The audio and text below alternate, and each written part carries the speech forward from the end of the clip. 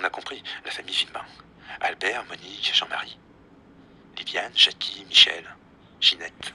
Pourquoi tout cela éclate au tout début des années 80? Ce déclic que je cherche depuis si longtemps. Le terrain d'Aumonzey pour commencer.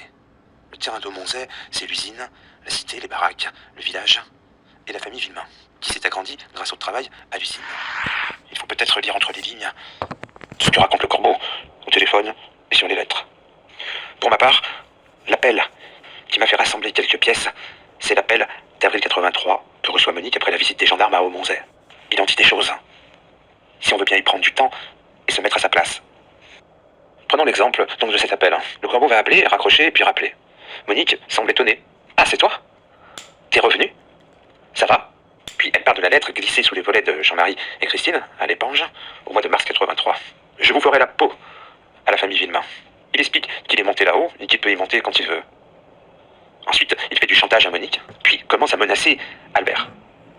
Et enfin, il commence à parler de la table d'écoute. Je ne téléphone pas de chez moi. Monique étonnée, hein? Je téléphone pas de chez moi.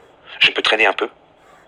Tu peux traîner un peu, dit Monique, point d'interrogation. C'est alors qu'il indique: regarde, les gendarmes, ils sont bien venus.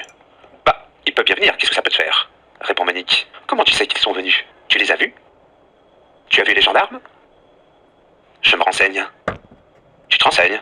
Tu as de bons renseignements alors?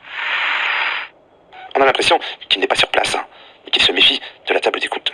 Donc, l'homme qui téléphone ce jour-là n'est pas forcément à Aumonzey.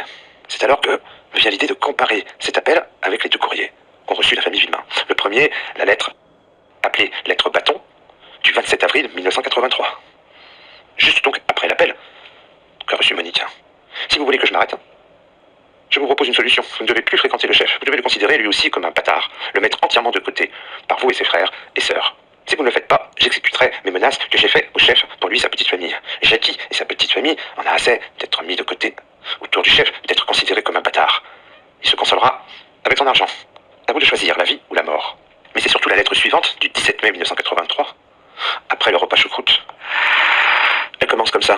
Je ne vois que rien n'a changé chez vous. Cela m'a fait penser à l'appel du mois d'avril que reçoit Monique. Le corbeau s'adressant à Monique: je reviens pour toi. La lettre donc commence: je vois que rien n'a changé chez vous. Comme si la personne était revenue.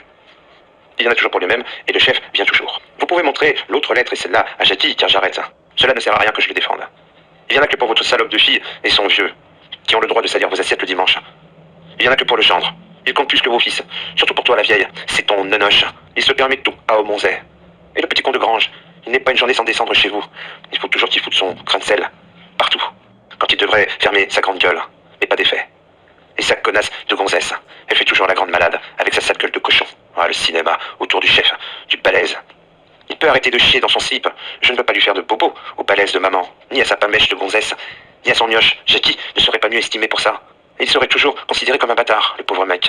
Et toi, le vieux, tu en as pris un coup de vieux. Tu m'as l'air bien malade. Et oui, le vieux, j'arrête.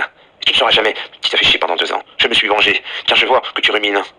Tu ne te pendras pas peut-être, mais je m'en fous, car ma vengeance est faite. Je te hais au point d'aller cracher sur ta tombe le jour où tu crèveras. Jackie n'est peut-être pas le plus aimé, mais je m'en fous. Je me suis vengé. Ceci est ma dernière lettre.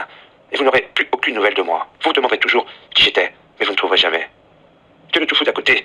Arrête de frimer, car il prend un coup de poing dans la gueule et il se barre. Adieu, mes chers cons.